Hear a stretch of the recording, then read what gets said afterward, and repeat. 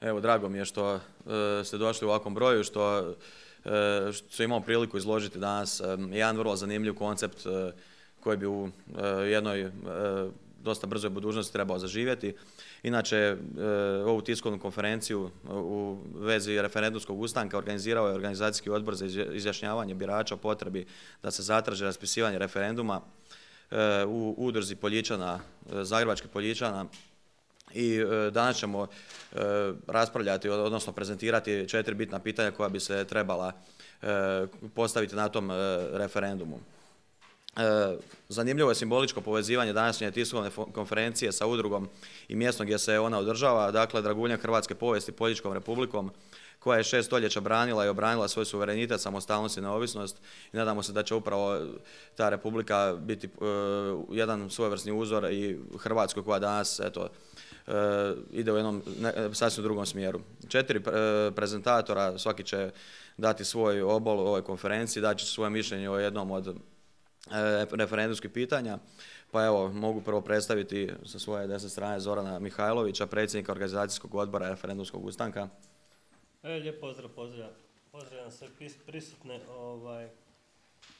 Ispred odbora birača mogu pozvati samo sve građane da podrže ovu građansku inicijativu referendumski ustanak.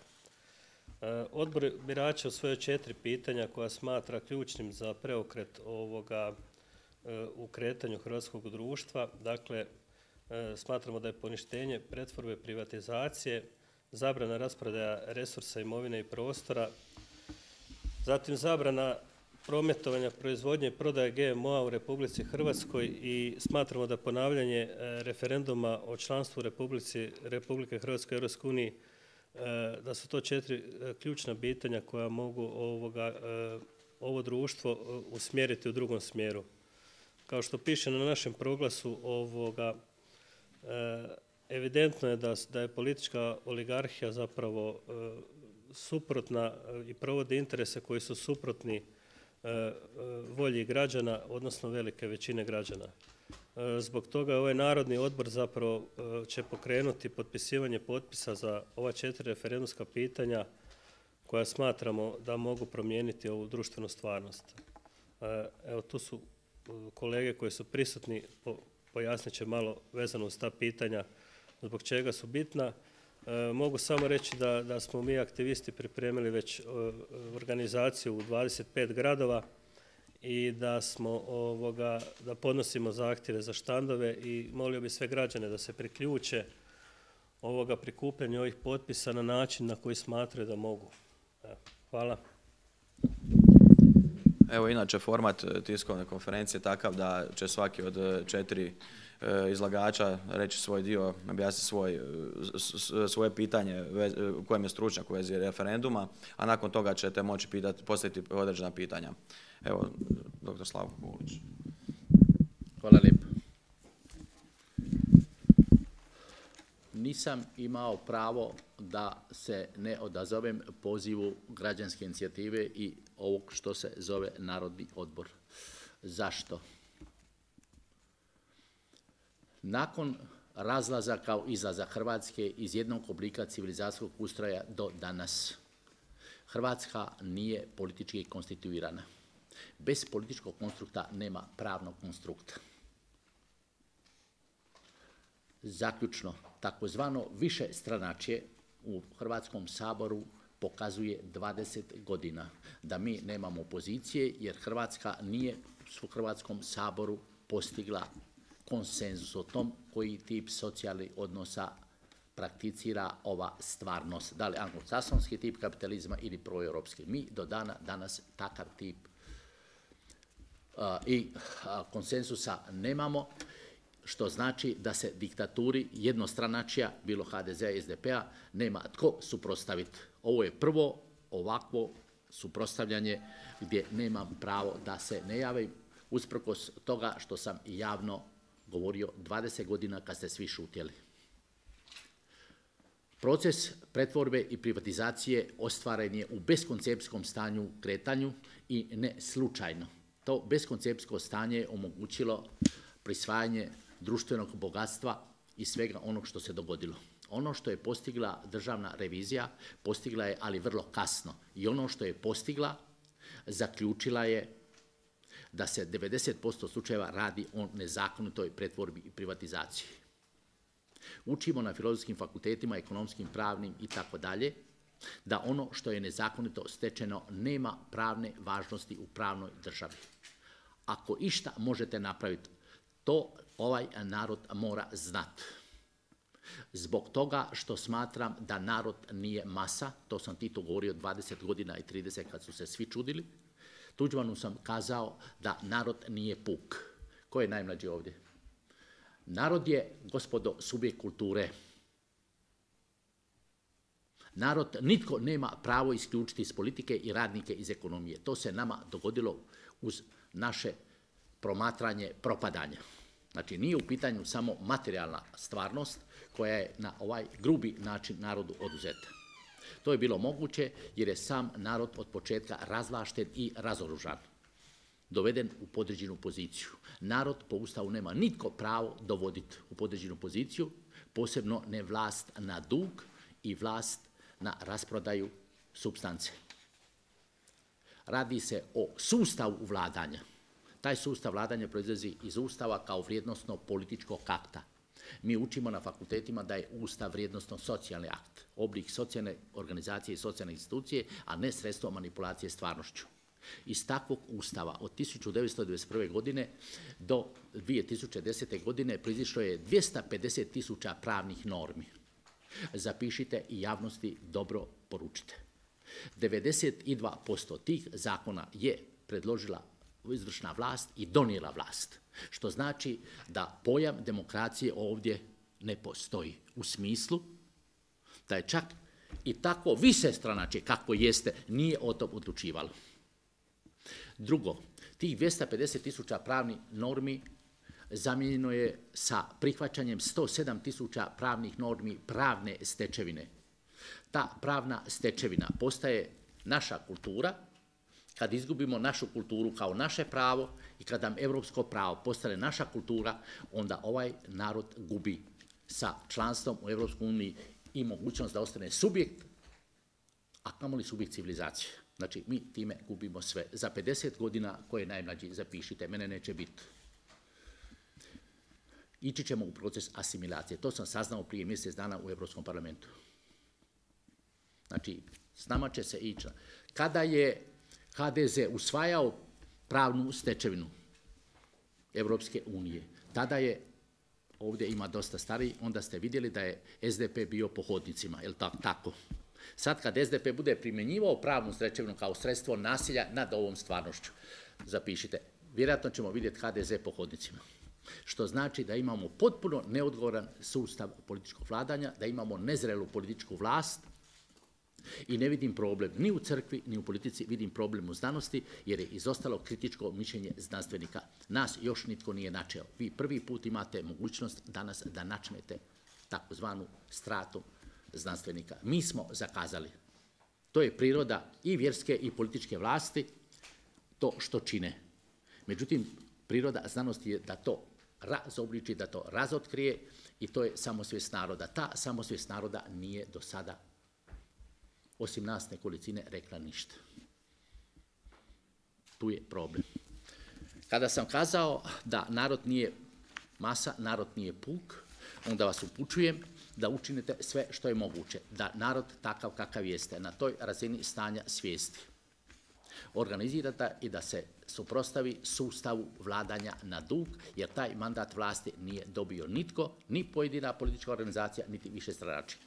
Znači, problem je politička vlast na dug, znači vlast ili sustav vladanja.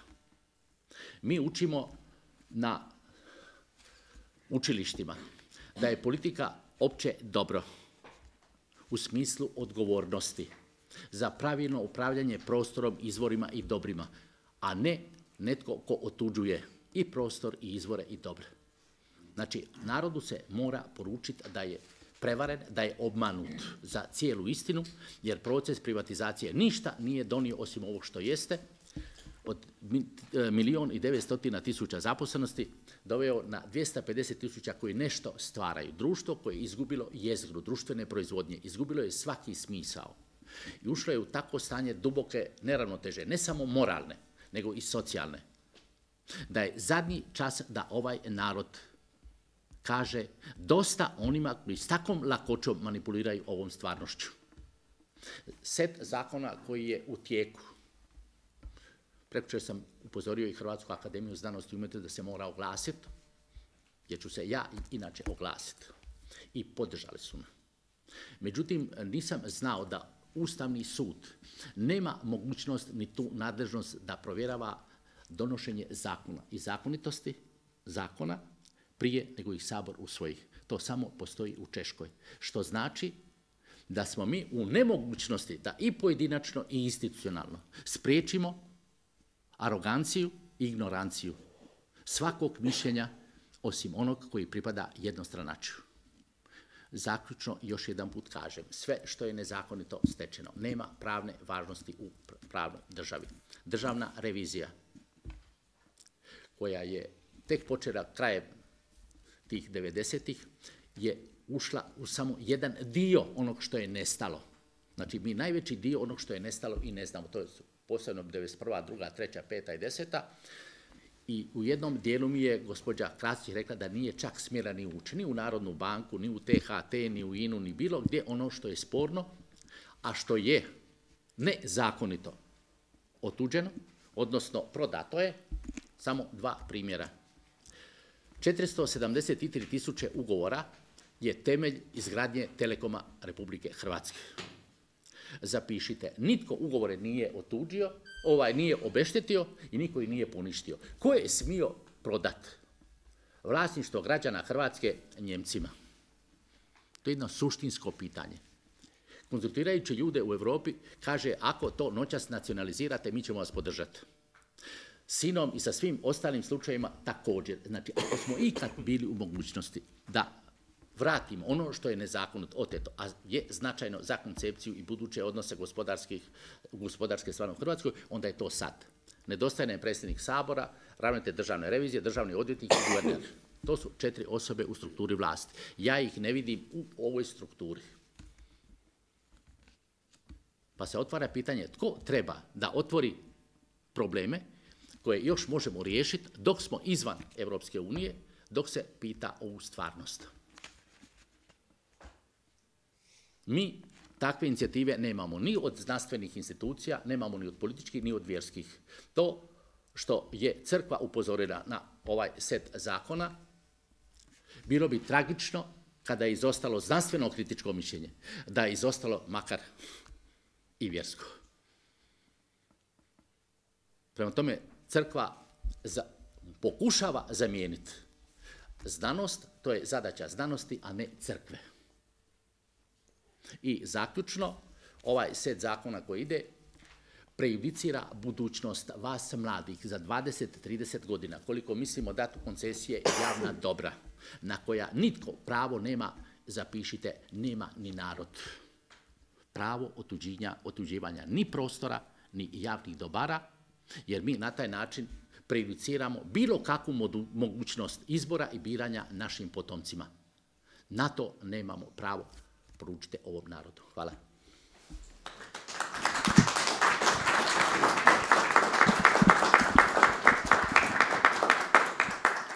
Evo, zahvaljujem se doktoru Kuliću i iznimno bitno je i naglasiti 4 pitanja koja bi išla na tome referendumu, odnosno referendumskog ustanku. Prvo je, jeste li za poništenje pretvorbe i privatizacije? Drugo, jeste li za zabranu rasprodaje imovine, prostora i prirodnih resursa Republike Hrvatske? Treće, jeste li za zabranu prometovanja, proizvodnje i prodaje GMO-a u Republici Hrvatskoj? I četvrto, jeste li za ili protiv članstva Republike Hrvatske u Europskoj uniji? Sljedeći izlagač je dr. Valerije Vrček, kemičar, hrvatski protivnik GM organizama i kolumnist portala HR Svijet. Nije protivnik od znanstvenih, nemoj mi ga krivo predstavljati. Ispričavam se.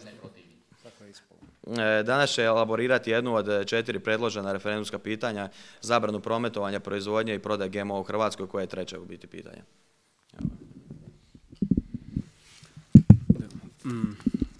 Zahvaljujem na pozivu. nakon ovog izlaganja doktora Kulića. Ja ću cijelu priču reducirati samo na GMO. Zapravo mi je ovo bilo jako dobro kao uvod, pa i ne moram obrazlagati neke detalje. I imam samo 5 minuta, pa onda sam napravio nekih 10 točaka, to znači 30 sekundi po točki, vidjet ćemo. Ono što mene smeta kod cijele priče oko GMO-a je što se radi o nasilju suvišnog. To je nešto što ne treba nikome, govorimo o Hrvatskoj. I rasprava o GMO-u zapravo je vrsta rasipanja i nacionalne energije i rasipanje tema i trošimo dakle i vrijeme i papire i udruge troše aktivizam u krivom smjeru i zaista bi to trebalo prekinuti upravo zakonom o zabrani GMO-a. Mi imamo zakon o GMO-u, ali nemamo zakon o zabrani GMO-a. Ono što ne bi previše dakle trošio vrijeme, a to je znanstvena kontroverza oko GMO-a, oko njegove štetnosti za bioraznolikost, za ljudsko zdravlje. Meni je očiglednije važnije što je on štetan zapravo za zdrav razum i za zdravlje nacije. U vezi s ovim što sam i rekao, dakle jednostavno rasipanje vremena, prostora, energije, jednostavno totalni trošak, zato sam ga i nazvao nasilje suvišnog.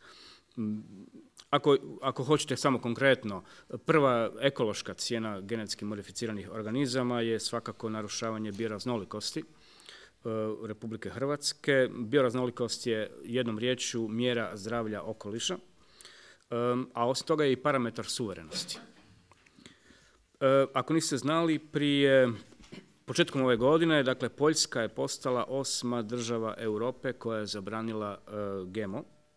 Konkretno radi se o kukuruzu i ovom krompiru. Postala je dakle 8. zemlja nakon Austrije, ne mogu ići po abecedi baš, Austrija, Njemačka, Grčka, Luksemburg, Francuska, Italija, 7. fali, nije Slovenija sigurno. Dobro, uglavnom, što želim reći, oni su nam dali određenu vrstu lekcije, Poljaci, uz preostale ove, Mađarska je još tu, naravno, naš susjed. Dakle, oni nas podsjećaju da aktualna europska legislativa, odnosno zakonodavni okviri, omogućuju ovakve samostalne odluke o zabrani GMO-a. Dakle, nije točno da mi moramo prepisivati zakone, tekstove iz Brisela. To nije točno. Postoje direktive, jedna se zove, što god to značilo, 90/220/EC, druga je 2001/18/EC, zapisao sam i nijednih ne pamtim. To su direktive koje omogućuju svakoj članici Europske unije, dakle, svojevoljno ako hoćete, vlastitu, samostalnu odluku o zabrani GMO-a, ukoliko se ta zabrana temelji bilo na nekakvim znanstvenim dokazima o štetnosti za okoliš ili ljudsko zdravlje, ili ako se uključuju tu nekakvi ekosocijalni faktori, štetnosti itd. itd. Dakle, nije točno da moramo čekati upute iz Brisela, već postojeći okvir zakona omogućuje da Hrvatska završi priču sa GMO-om. Temeljni je tu problem što mi nemamo odgovornih institucija koje bi to provele. Dakle, tu su svakako i znanstvene institucije, ali i političke agencije, na primjer, neke ću zaboraviti, ali radi se dakle o Hrvatskoj agenciji za hranu, radi se o Ministarstvu zdravstva ili zdravlja, ne znam, radi se o Ministarstvu znanosti, naravno, o Ministarstvu poljoprivrede, Hrvatskom zavodu za zdravstvo, još ima tih institucija, dakle, koje imaju neku relevantnost i kompetenciju u tom pogledu, tamo kadar nema kapaciteta to provesti. To sam siguran, imao sam uvijek ružne kontakte s ljudima iz tih institucija. Osnovno je, ja bih rekao, samo politički neodgovoran čovjek ili ajmo to ovako reći, samo politička kurva može dozvoliti, oprostite na izrazu, pretvoriti hrvatsko polje u bordel. jer vi sa prvom dozvolom za sijanje GM usjeva zapravo gubite i suverenost, i ako hoćete nevinost. Radi se sad je to moderno spolni zdravstveni odgoj, radi se o penetraciji uvozne robe, radi se o nasilju, o silovanju zemlje i gubite tu nevinost. Nema više, posljedice su vrlo često irreverzibilne.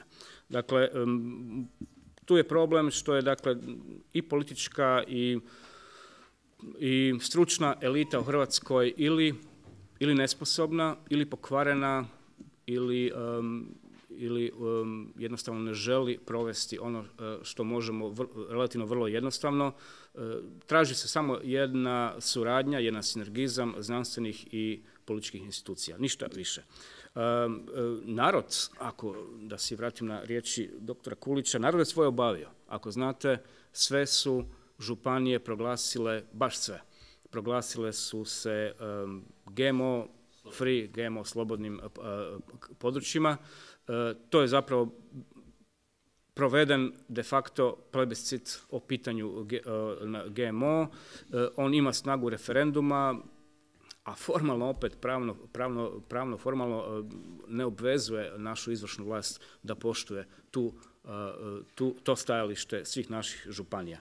Dakle, ajmo zaključiti, plebiscit je uspješno odrađen, sve ankete uvijek su oko 80% građana protiv GMO-a i ja mogu samo predložiti da se ili Vijeće za GMO sam zaboravio kao jednu vrlo važnu instituciju gdje članovi vijeća ovo ili ne čuju ili ne razumiju, čast iznimkama u tom vijeću. Ja predlažem da se to vijeće nazove ne za GMO nego protiv GMO. Dakle, vijeće se zove Vijeće za GMO. A GMO na hrvatskom bi mogli prevesti kao građani moraju odlučiti. Evo, to su moje prijedlozi i naravno uspješan referendum. Evo, hvala.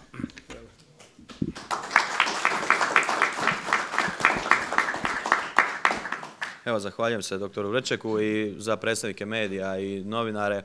Na kraju konferencije očekuje vas službeno priopćenje izvješća sa same konferencije.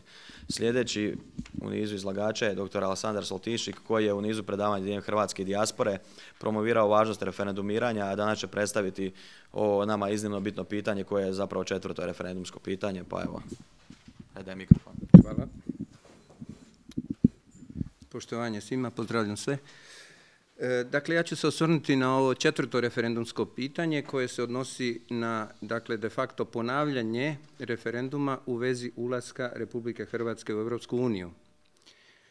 Pošto sam član Vijeća za Hrvatsku, jednoga neformalnog tijela hrvatskih intelektualaca koji su sudjelovali u stvaranju jedne deklaracije koju imam ovdje, a deklaracija se dakle zove Deklaracija o ništavosti referenduma o ulasku Republike Hrvatske u Europsku uniju, koji je održan 22.1.2012.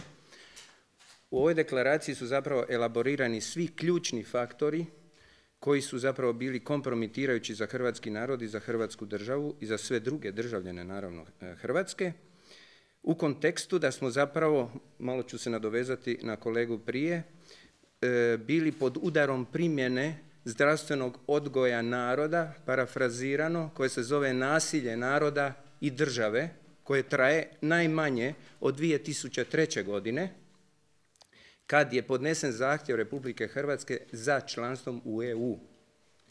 Tada, kad smo mi trebali imati prvi referendum u vezi ulaska Republike Hrvatske u Europsku uniju, nismo ga imali.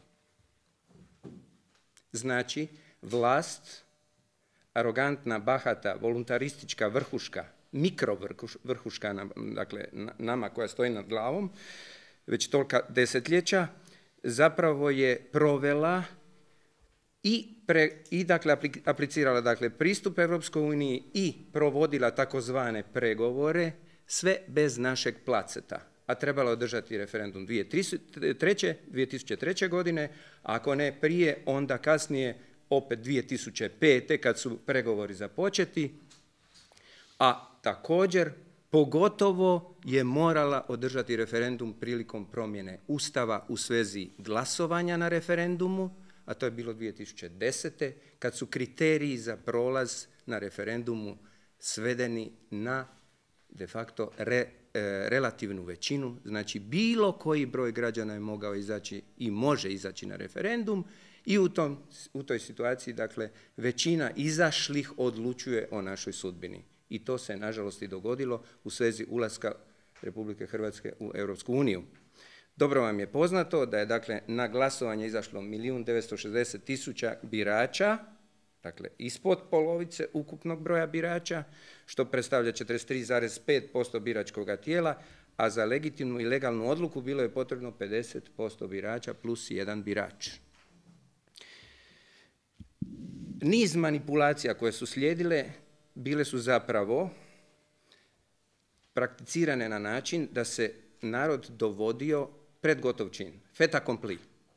To je, dakle, i opet sada, u onome što je govorio profesor Slavko Kulić, dakle, mi imamo samo susljednost te iste, dakle, metodologije toga nasilja nad svima nama i to je zapravo posljedica onoga što smo mi zapravo privedeni u Europsku uniju referendumom 22.1.2012.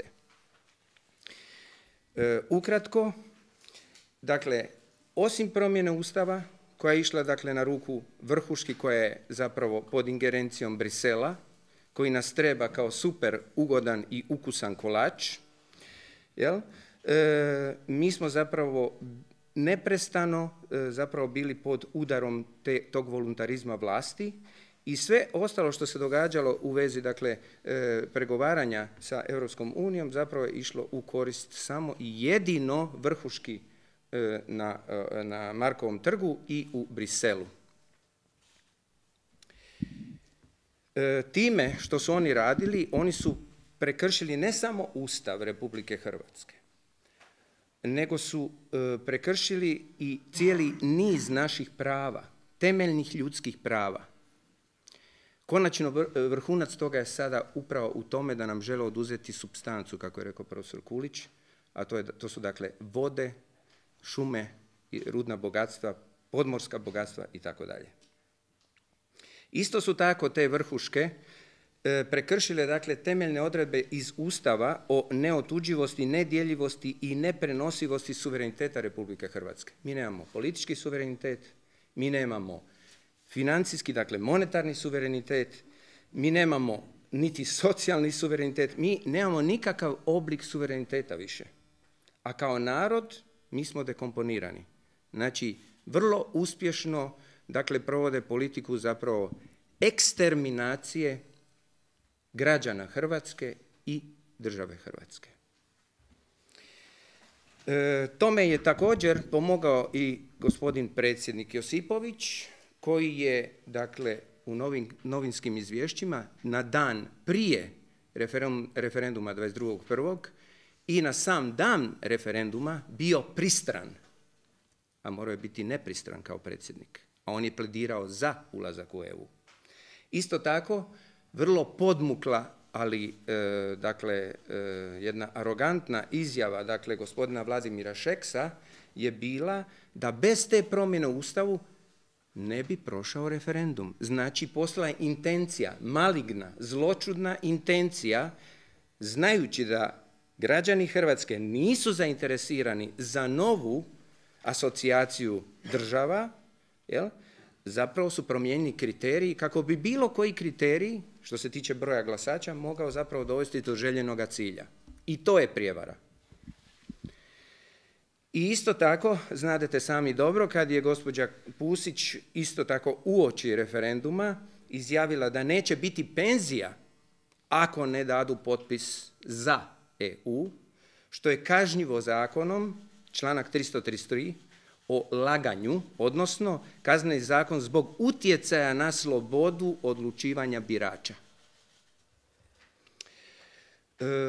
Samo da spomenem još, da vas podsjetim, sami znate da je isto tako protukampanja koja se vodila u sklopu, dakle, Vijeća za Hrvatsku ne u EU, jel, bila totalno sabotirana i financijski i medijski. Dakle, ta grupa koja se borila protiv, dakle, vrhuške i njene želje da nas ugura, privede u EU, zapravo nije bila financirana sa 0 kuna. dok s druge strane od zajedničkog novca su potrošeni milijuni kuna da bi se promovirala EU kampanja.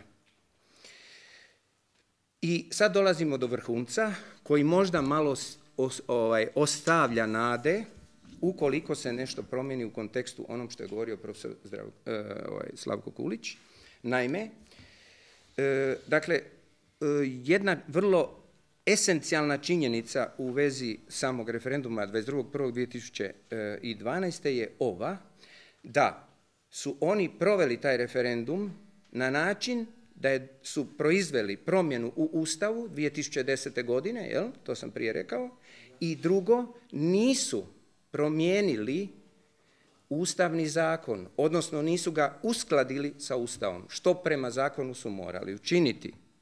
Time su, zbog svoje bahatosti, arogancije, brzopletosti, nije važno, to nas ne zanima, upali u pravnu klopku, vlastitu pravnu klopku, čime su zapravo postigli jedan kontraefekt, a to je da pravno taj referendum 22.1.2012. nije valjan. Dokaz. Evo ovako. U mjesecu veljači 15.2.2012. znači nekoliko tjedana nakon referenduma koji je održan 22.1.2012. Ustavni sud Republike Hrvatske donosi odluku o provođenju nadzora nad ustavnošću i zakonitošću referenduma o pristupanju Republici Hrvatskoj. To je, dakle, akt Ustavnog suda, točno postoji broj. To je jedan dokument. Drugi dokument, izvješće Hrvatskom saboru o pravnoj snazi i prirodi i učincima ustavnih zakona za provedbu Ustava Republike Hrvatske. To je drugi dokument, također pod brojem. Iz ova dva dokumenta proizlazi sljedeće, da je Ustavni sud implicite ustvrdio da državni referendum o pristupanju Republike Hrvatske Europskoj uniji nije proveden u suglasnosti s Ustavnim zakonom o Ustavnom sudu iz 2010. Time je jasno i nedvojbeno dao do znanja da Ustavni sud Republike Hrvatske mora poništiti referendum od 22.1.2012. i tako reafirmirati Republiku Hrvatsku kao uljuđenu pravnu državu. To Ustavni sud u Republici Hrvatskoj nije učinio. I još jedna stvar, predsjednica Ustavnog suda, gospođa Omejec, nakon što je, dakle, prošao referendum kako je prošao, bilo je upitano od strane novinara, dakle, bila je upitana kako to, dakle, da nije referendum 22.1.2012. proveden po Ustavu iz 2003. jer se pravno morao se odigrati referendum po Ustavu iz 2003. kad je i predana aplikacija za članstvo u EU. I u međuvremenu se bilo koja promjena u Ustavu nije smjela respektirati, nego se po Ustavu iz 2003. morao provesti referendum, a to znači 50% glasača plus 1 glas. Znači, to je još druga krupna greška, pravna. A ona je na to rekla: čvrsto je opće pravno pravilo prema kojem se postupak vodi po onom propisu po kojem je započet. Čak i kad je riječ o Ustavu. A kada je referendum prošao, komentirala je kako Ustav treba shvatiti ozbiljno i neka se takve pogreške nikada ne ponove. To je kao da ste došli na tržnicu, pa ste se zabunili, umjesto krumpira kupili ste jabuke.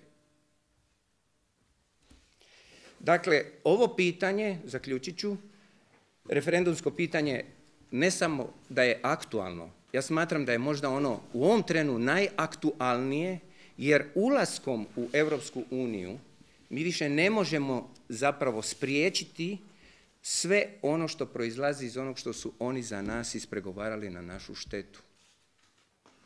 Ali s druge strane moram reći, to je zaključak i ove deklaracije, dakle hrvatski narod, to je lipanj 2012. Hrvatski narod ne priznaje nikakve političke, gospodarske, niti financijske štetne odnose i obveze koji će proizaći iz provedenog referenduma i političkog inženjeringa prošlih vlada i sadašnje vlade, a pogotovo ne one koje su proizašle kršenjem Ustava, Ustavnog zakona temeljnih ljudskih i građanskih prava i demokratskih načela. Hvala vam.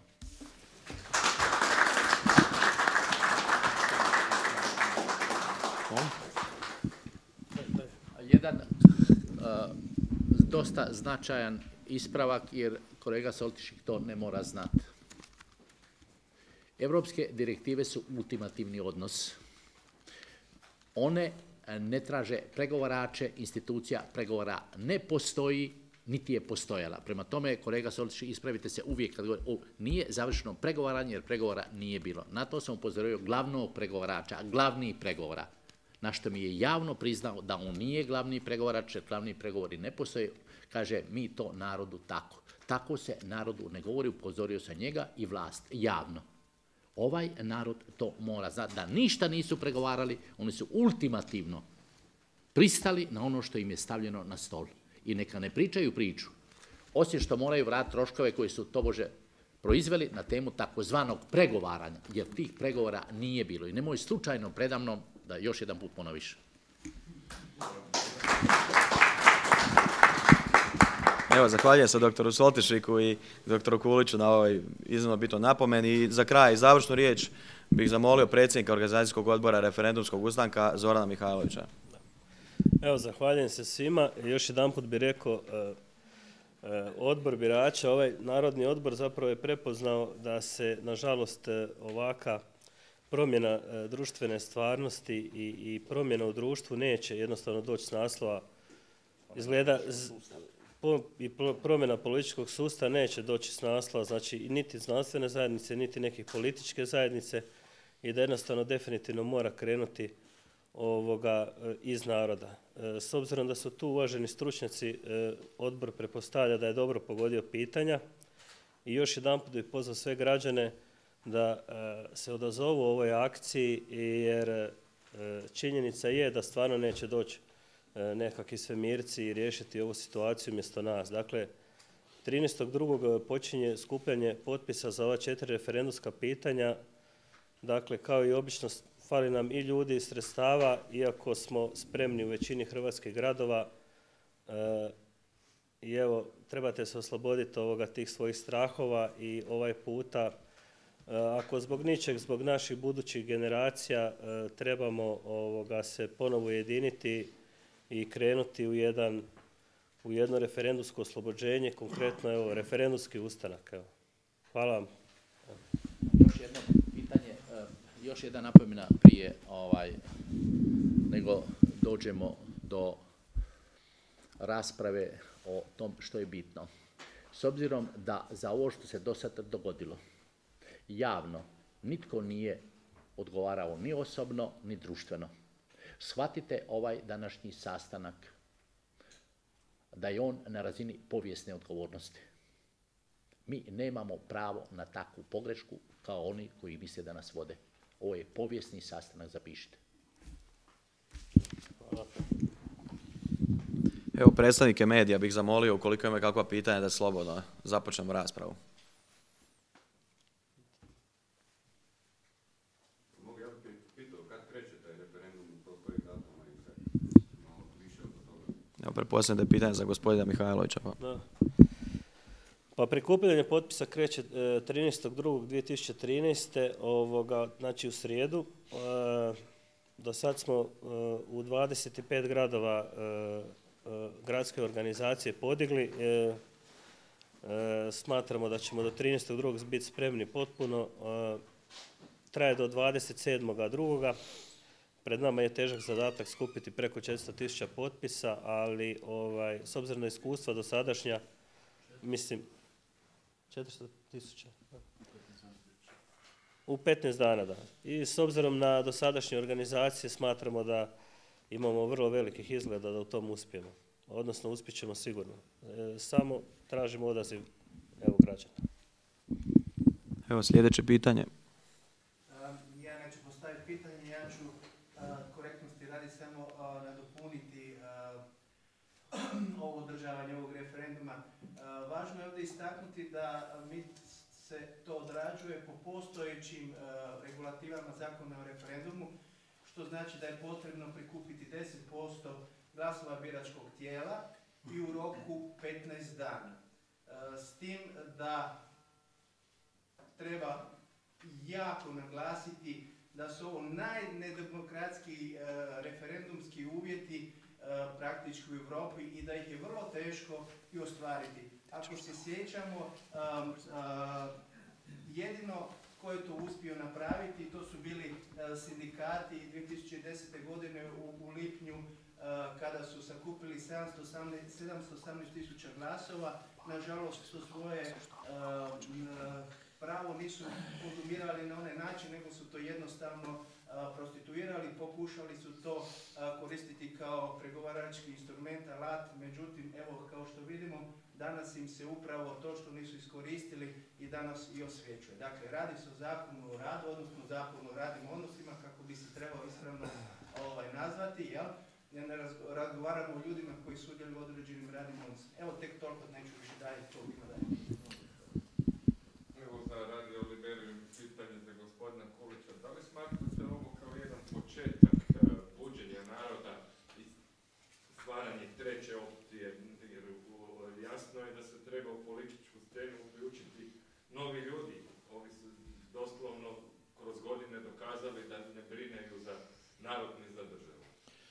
Točno je. S obzirom da znanost nije bila u funkciji prevencije, ono što smo znali o tome, ovog časa se radi o nužnosti buđenja svijesti naroda ovog prostora, opstojnosti svoje radi, jer za nas neće i ne mora misliti ni Evropska unija, ni svijet. Ako nismo u stanju, ili narod koji nije u stanju da opstane iz sebe, pomoću sebe, on će nestati, a takve ne treba ni žaliti. Evo, za vezi pitanja referenduma najbolje bi bilo da se nadoveže gospodin Soltišek. Pa ja bi se samo nadovezao toliko da mi moramo stvarno sada pomoći u jednom senzibiliziranju državljana Republike Hrvatske da shvate kroz to da smo svi suodgovorni. Iz Ustava proizlazi da jedini suveren u ovoj državi jeste narod i da iz naroda vlast proizlazi. Međutim, suverenitet naroda je totalno otuđen od strane oligarhičke klike na vlasti. Dakle, naš narod je kroz zadnjih nekoliko stotina godina bio neprestano, reći ću kolokvijalno, zatumplavan. Zapravo sve išlo u smjeru, dakle, da budemo što nesvjesniji narod, da ne afirmiramo svoje dostojanstvo i svoje samopoštovanje. I kad pogledate ovu cijelu kanonadu, ovu cijelu kaskadu događaja kroz zadnjih 2 desetljeća, zapravo je sve išlo u smjeru da o svemu, dakle o našoj sudbini zapravo odlučuje jedna voluntaristička klika. Što je nedopustivo. Dakle, nije samo krivnja u njima, u nama je odgovornost, jer mi smo većina. Evo, ima još pitanja. Nakon briljantnog oranja hrvatske stvarnosti, koje smo čuli od naših izlagača, pitanje je kako te poruke da dopru do ljudi koji nemaju vremena, ni uglavnom da prepoznaju da se nalazimo na rubu ponora. Ako bi izvukao poruku koja će najlakše proći, ja bi izvukao: političke kurbe upravljaju Hrvatskom. To je, čini mi se, po meni najčistija poruka. Teško je reći šta se može još ovdje reći, ali bi ja spomenuo da članak 137 Kaznenog zakona propisuje: građanin RH koji pokuša Republiku Hrvatsku dovesti u položaj podređenosti ili ovisnosti prema kojoj drugoj državi, kaznit će se kaznom zatvora najmanje 3 godine. Dakle, stavljanjem ovoga nacrta zakona štetočinskog u opticaj izravno je prekršen članak 137 Kaznenog zakona i moj je prijedlog da sve ove udruge koje su podnijele izmjene i dopune ili komentare na ovaj zakon, da podnesemo kaznenu prijavu prema članovima vlade koji su glasali za taj zakon. Usporedit ću, litra benzina i litra vode danas na pumpnim stanicama košta 10 kuna. Hrvatskom teku 1000 barela nafte Cetinom, rijekom, Zrmanjom. To je bogatstvo koje samo suludi ili političke kurbe mogu staviti u javni opticaj. Hoćemo li pristati da Hrvatskom i dalje upravljaju političke kurbe ili razboriti i razumni ljudi, ostaje pitanje da odgovorimo sami svojim djelom, svojim činom, a moj je prijedlog ovoga trenutka da to mi napravimo, podnesemo kaznenu prijavu. Stotine tisuće kaznenih prijava. Kako sam ja jedan od normalnih hrvatskih branitelja sa prve linije bojišnice, ja sam se dao truda i volje da napišem ovaj provedbeni projekt, ne znanstveni, koji izlaže iz naših akademskih zajednica o kojem je Kulić govorio, provedbeni projekt kako Hrvatska 100% može biti bolje. Kome ovo dati? Znanstvenim ustanovama, političkim strankama, taman posla. Ovo je za njih kuga i kolera.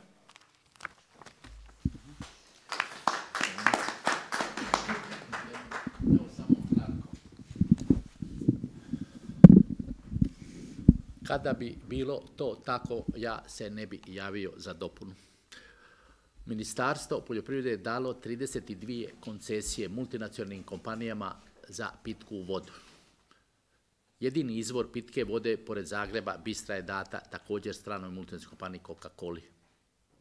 Hrvatska država, zapišite, od tog nema ništa, jer sam vidio u ugovorima da plaćaju korisnici tih koncesija vodu za 0,3 lipe.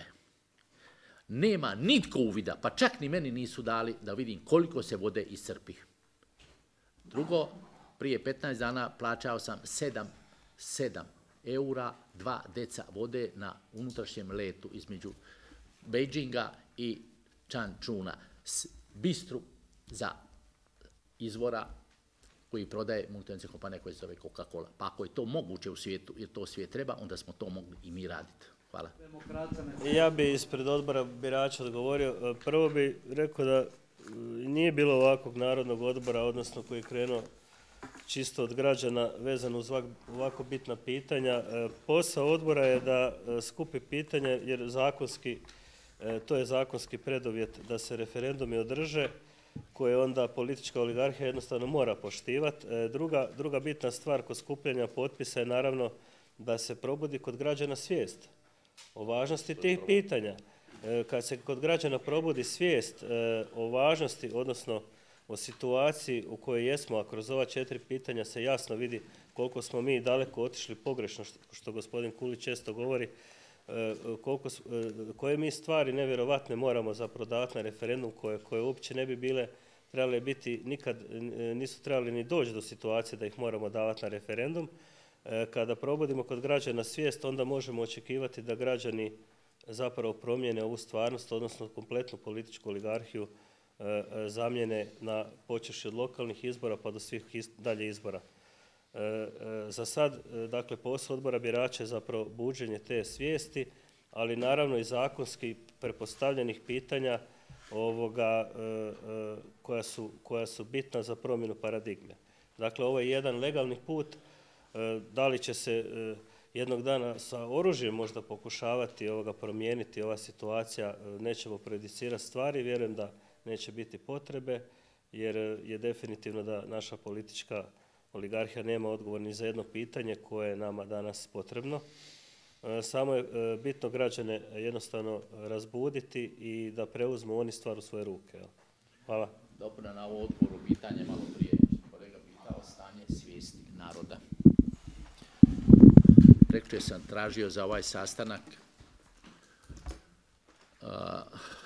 uvid u stanje obrazovanja od 1947. godine do danas.